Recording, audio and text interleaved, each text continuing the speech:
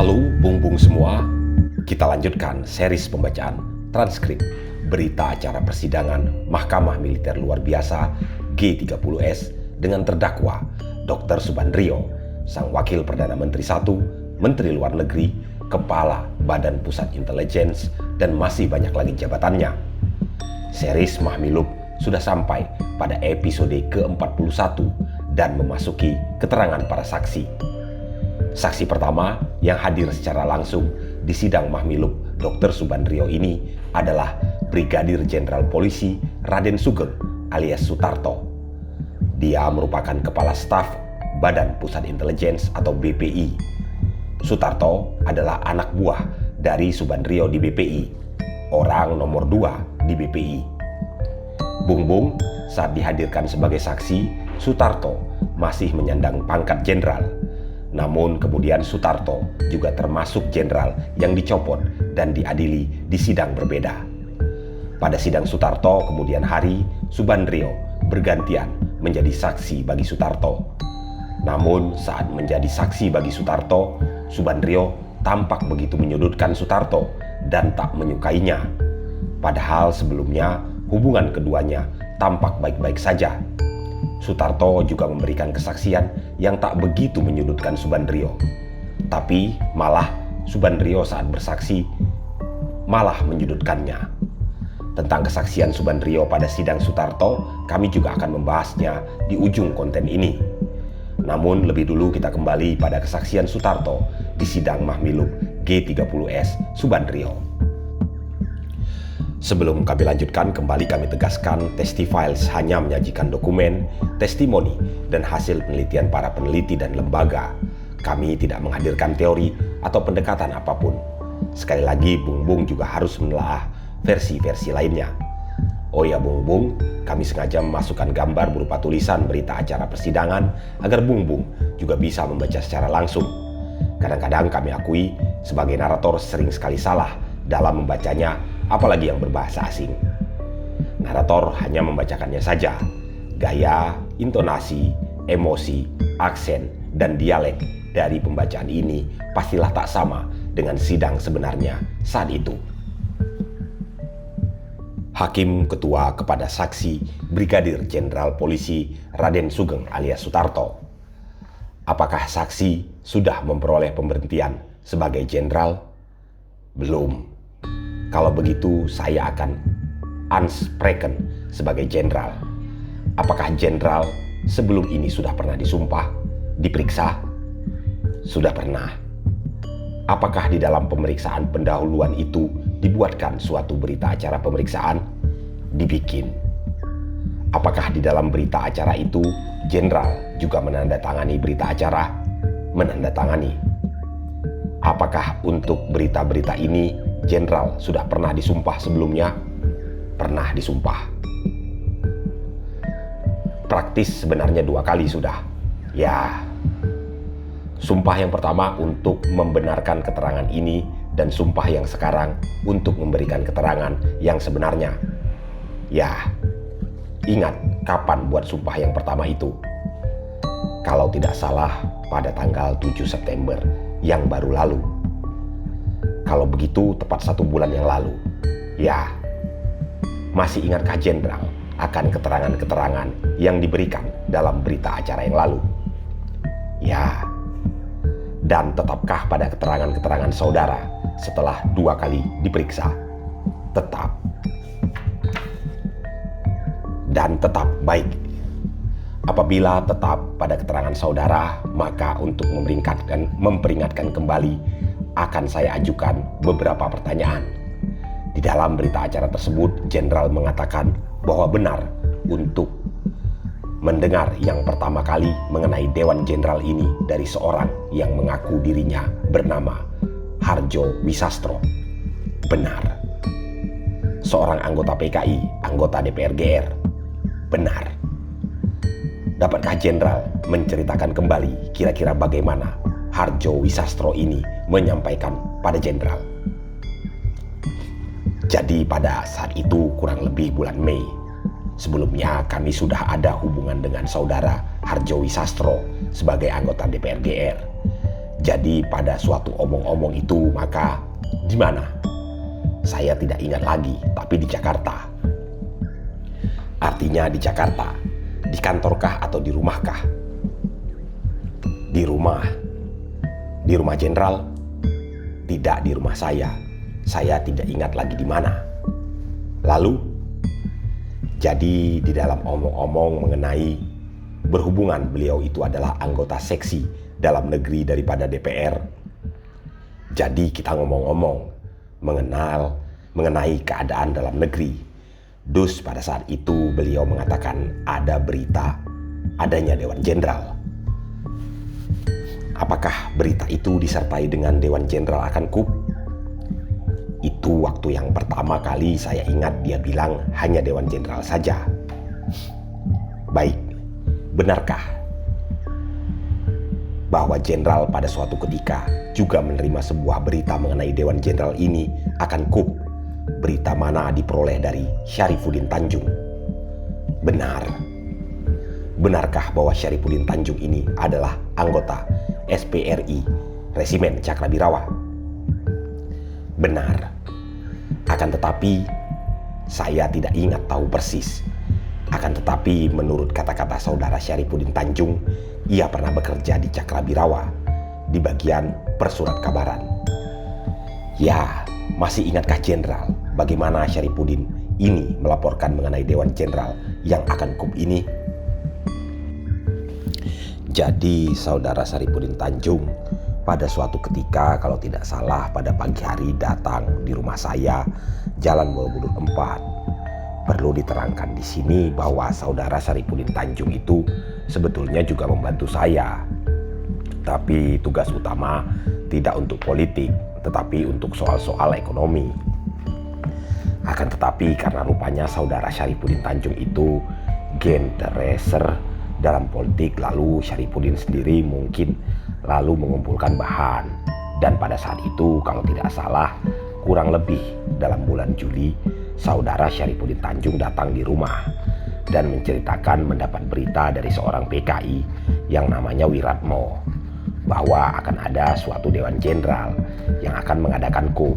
Lalu saya terima berita itu. Ya, apakah di dalam menyampaikan berita itu juga diberitahukan nama-nama atau anggota dari Dewan Jenderal? Diberitahukan.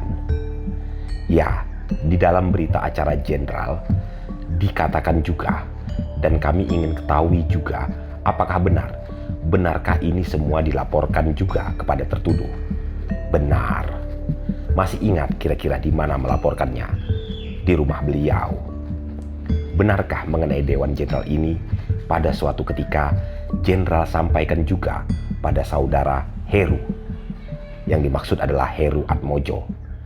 Benar. Apakah atas permintaan atau tanpa diminta diberikan? Atas permintaan mengenai berita-berita adanya Dewan Jenderal. Atas pertanyaan itu lalu saudara berikan informasi.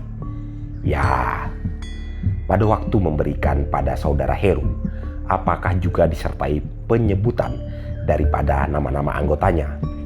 Ya, lalu jadi pada itu waktu seluruh laporan dari saudara Syarifuddin saya sampaikan ke Heru, dan penjelasan juga sumber dari berita ini, dan bahwa berita itu belum dicek. Belum. Ini tentunya kebijaksanaan dari jenderal sendiri. Ya, setelah menyampaikan Dewan Jenderal adalah persoalan intern Angkatan Darat yang menurut garis besar kebijaksanaan yang digariskan oleh tertuduh selaku ketua BPI, soal-soal intern angkatan tidak mencampuri, apalagi ini menyampaikan pada lain angkatan. Akan tetapi ini tentunya soal ini sudah dilaporkan juga pada tertuduh. Bagaimana? Persoalan menyampaikan pada Heru ini dilaporkan? Tidak saya laporkan. Tidak dilaporkan? Tidak. Apakah benar persoalan Dewan Jenderal ini juga ditanyakan oleh Aidit dan Nyoto? Benar. Benar. Kapan kira-kira dan bagaimana menanyakannya? Yang jelas sudah kami mendapat laporan dari saudara Syarifuddin kira-kira bulan Juli. Agustus kira-kira. Apakah mereka bersama-sama datang lalu menanyakan? Tidak sendiri-sendiri. Di mana mereka menanyakan? Saya tidak ingat, tapi di Jakarta juga. Di tempat pertemuan resmi atau di mana? Ya, di tempat pertemuan resmi. Pada suatu pertemuan resmi di mana? Di Istana Jakarta atau di Bogor? Kalau tidak di Istana Jakarta, di Istana Bogor. Benarkah Jenderal untuk pertama kali melihat apa yang kemudian dikenal sebagai dokumen Gilchrist? Benar. Surat-surat itu dari Subardi. Benar. Di kantor saudara. Ya, di kantor kami. Dan bahwa Subardi membawa surat itu atas perintah tertuduh untuk dilakukan checking. Ya, benar. Apa yang dilihat itu dalam bentuk asli? Bentuk asli yang terdiri dari berapa lembar? Masih ingat? Kalau tidak keliru, 2 lembar. Sebuah surat pengantar dan sebuah dokumen itu sendiri. Dan benarkah bahwa bagi saudara, seperti dalam berita acara ini disebutkan bagi Jenderal bahwa yang menonjol dalam hal ini adalah kata-kata our local army friends? Ya, betul. Apakah benar bahwa penyampaian dokumen tersebut kepada Jenderal adalah untuk diadakan autentifikasi dan dicek kebenarannya? Ya, betul. Jadi kata-kata saudara Bardi begitu. Apakah benar bahwa setelah itu saudara memanggil Basuki oleh karena Kartono Kadri pada waktu itu tidak ada di tempat? Benar. Dan kemudian meminta file apa yang diketemukan di Kedutaan Besar Inggris? Betul. Bung, kita potong dulu kesaksian Brigjen Pol Raden Sugeng alias Sutarto.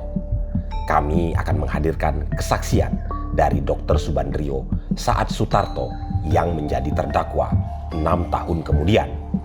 Disinilah Testifiles akan menyajikan fakta tentang kontradiksi antara keduanya seperti yang disebut di awal tadi.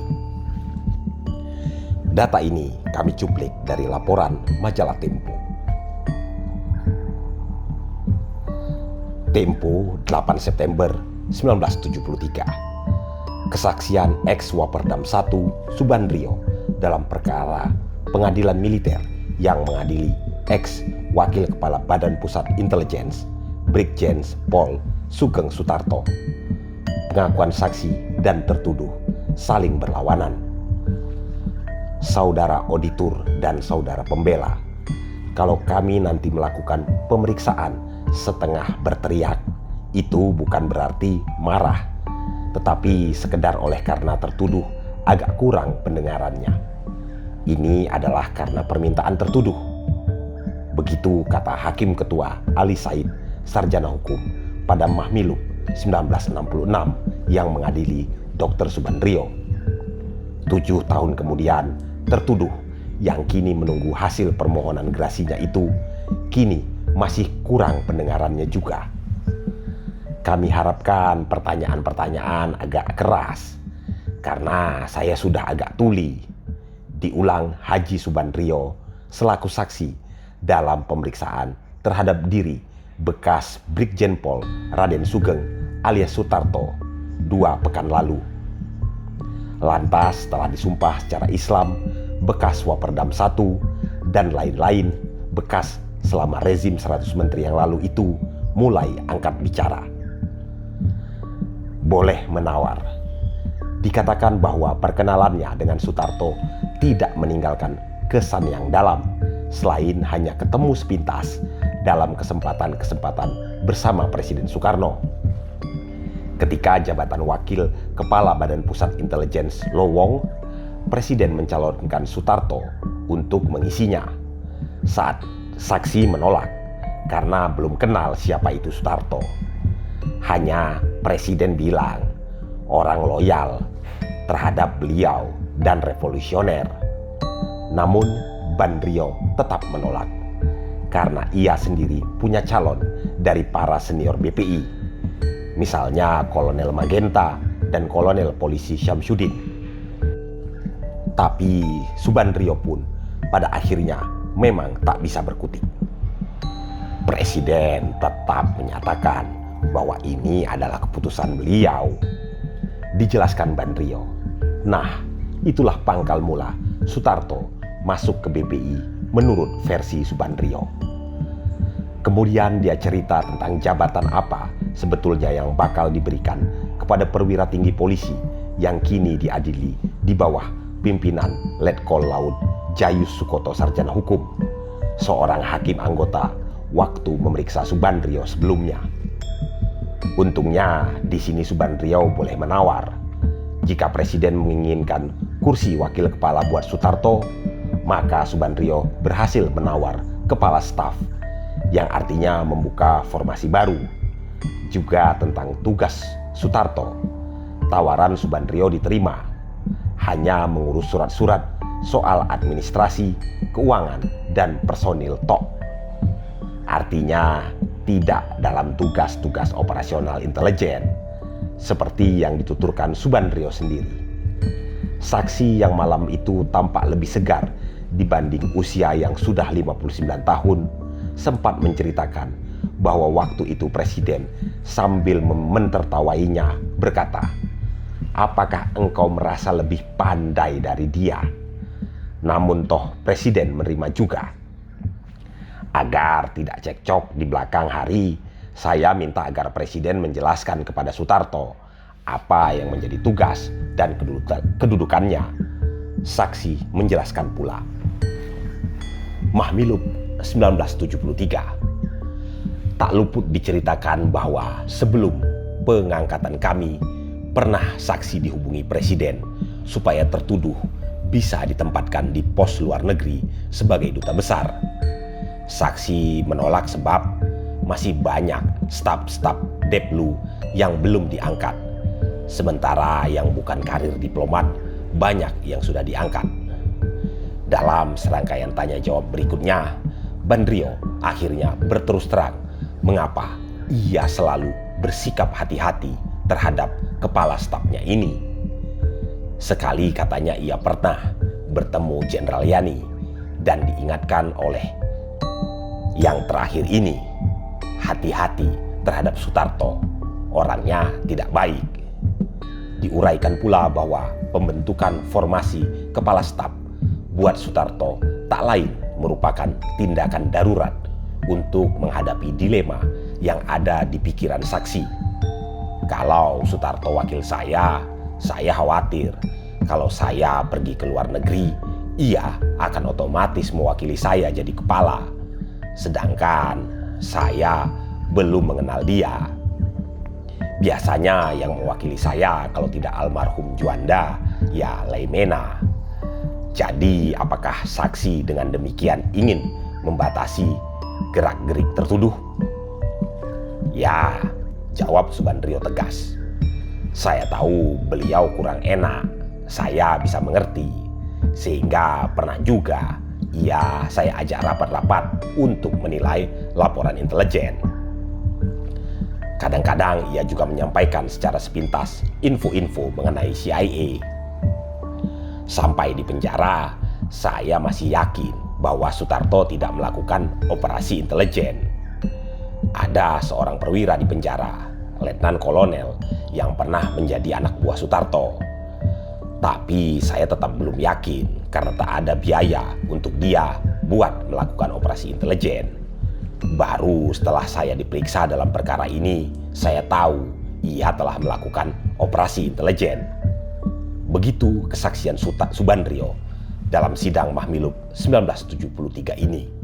Sementara istrinya, Dr. Hurustiati Subandrio, juga tampak asyik mendengarkan. Tentang Dewan Jenderal, saksi pernah juga mendapatkan info dari tertuduh. Tetapi saya bilang, Dewan Jenderal itu tidak ada. Jangan terjebak oleh desas-desus. Sambung bekas Menteri Luar Negeri itu pula. Lalu apakah dilaporkan perihal meningkatnya kegiatan PKI? Tidak pernah, yang sering info CIA. Dan tentang ini dijelaskan oleh saksi. Semua info selalu dibicarakan dalam rapat panitia operasi yang dipimpin Kartono Kadri. Mengenai info CIA selalu saya suruh cek lagi. Pernah juga kepada saya diusulkan suatu rencana di bidang ekonomi. Saya tolak karena itu bukan bidangnya sebagai kepala staf. Lantas, apakah laporan dari bawahan langsung disampaikan kepada kepala atau kepala staf? Langsung kepada kepala. Sedangkan tertuduh dalam pada itu tidak pernah melaporkan kegiatan PKI di Jawa Tengah. Saya tahu setelah G30S dari Kartono Kadri. Subandrio membenarkan bahwa Sutarto pernah mengusulkan agar BPI mengadakan mansplaining. Saya menolak dan merasa tersinggung karena kita hanya mengabdi kepada negara berdasarkan kemampuan teknis, tidak dengan mansplaining. Lalu, apa motif usul tersebut? Saya tidak tahu, tetapi bisa mengira-ngira. Saya selalu ada reserve terhadap tertuduh, kata Subandrio lagi. Menurut saksi atau Subandrio, suasana waktu itu lagi mode anti-Nikolin. Namun menurutnya yang ditinjau dari laporan-laporan mengenai CIA, tertuduh tidak condong pro AS. Buktinya sewaktu pembebasan tawanan AS, saya bicara dengan Jaksa Agung Sutardio bahwa kalau tak ada alasan-alasan yuridis, sebaiknya para tawanan itu dibebaskan saja agar hubungan RI dan AS tidak meruncing. Maka ketika akan ada pembebasan, saya dipanggil Presiden untuk dimintai pertanggungjawab sekitar pembebasan itu. Saya jawab, ini untuk kepentingan politik, sebab menghadapi satu negara Malaysia lebih gampang daripada menambah dengan negara-negara besar lainnya. Tapi apa boleh buat? Subandrio katanya hanya bisa tinggal menyesal karena dia oleh Sutarto dikonfrontir dengan presiden dan kepala negara setuju usul Sutarto untuk terus melakukan penahanan. Pada kelanjutan cerita di depan sidang yang mendapat pengawalan ketat ini, Subandrio menunjukkan bahwa dia selalu membuat jarak dengan orang yang sejak semula tak disukainya itu. Begitu dikatakannya bahwa sekalipun Sutarto tidak pernah diajak dalam perjalanan ke daerah-daerah, tapi Sutarto dengan alasan sebagai perwira security selalu menyodorkan diri untuk ikut. Sehingga saya asisi saja. Menjawab majelis, Subandrio membantah adanya rencana untuk mengadakan briefing di kota-kota yang dituju. Lantas, apa tidak mungkin tertuduh Sutarto sendiri yang mengadakan briefing, misalnya dengan Mayor CVM Heru Soekarto di Tanjung Karang? Saya tidak tahu, jawab Subandrio. Yang berpergian saya, bukan Sutarto, dan perjalanan bukan untuk soal-soal BPI, tapi soal pembangunan proyek-proyek. Subandrio juga membenarkan ada menerima laporan per telepon dari Sutarto yang menyatakan kegawatan dalam Angkatan Laut Republik Indonesia. Anak-anak katanya, lanjut Subandrio, minta diterima oleh Presiden. Kalau tidak bisa meletus. Lemena ditunjuk oleh Presiden, tapi ia tak sanggup karena anaknya sendiri terlibat. Jadi takut tidak objektif. Lalu saya yang ditunjuk. Ternyata tuntutan mereka keras dengan tuduhan umum tanpa fakta-fakta bahwa Marta Dinata tidak revolusioner. Tapi saya pertahankan dia karena tidak revolusioner itu hanya slogan tanpa fakta-fakta. Nah, kemudian dibicarakan pengetahuan saksi sekitar dokumen Gilchrist yang dikenal itu. Subandrio mengatakan menerima dokumen itu dari sekretarisnya, Subardi. Dan dia segera menyuruh si sekretaris ini untuk terus mencek ke BPI. Ini menarik majelis, sehingga ditanyakan siapa orangnya di BPI itu. Tapi Subandrio hanya menjawab, BPI sudah tahu siapa yang harus menceknya. Subandrio seperti katanya kemudian tidak tahu menau kalau dokumen ini diperbanyak menjadi 6 buah fotokopi dan disebarluaskan kepada beberapa orang sebab dia waktu itu sedang ke Jepang. Kembalinya baru saya tahu hasil checking dokumen. Dalam dokumen itu ada jawaban pertanyaan saya bahwa dokumen itu otentik. Sudah tentu Subandrio pun membantah mengetahui briefing-briefing mengenai Dewan Jenderal dan sakitnya Bung Karno oleh Sutarto di beberapa daerah di Sumatera. Bahkan pengumuman mengenai Dewan Revolusi pun baru diketahuinya lewat siaran radio. Tertuduh katanya tidak pernah mengirimkan laporan pada saksi tentang pengiriman orang-orang BPI ke Kalimantan. Tentang Dewan Jenderal, lapor tidak, jawab Subandrio. Tetapi menanyakan apakah saya sudah dengar atau tidak. Memang pernah. Saya sudah dengar dari Jenderal Aryono agar saya jangan kaget kalau dengar isu itu. Dewan Jenderal memang ada, tetapi untuk mengurusi kenaikan pangkat saja. Sekali lagi ditegaskan ex-kepala BPI itu. BPI tidak menganggap ada Dewan Jenderal. Jangan terjebak kepada desas-desus. Setelah Subandrio berpanjang lebar, datang giliran tertuduh, yakni Sutarto, yang tegas-tegas membantah keterangan saksi. Banyak yang tidak cocok, ujarnya. Misalnya saja, tidak ada diktum yang menyatakan saya hanya bekerja dalam bidang administrasi dan keuangan saja. Saya tidak dibatasi untuk melakukan operasi intelijen. Lebih jauh dikatakan bahwa apa yang dilakukan selalu dipertanggungjawabkan kepada Subandrio.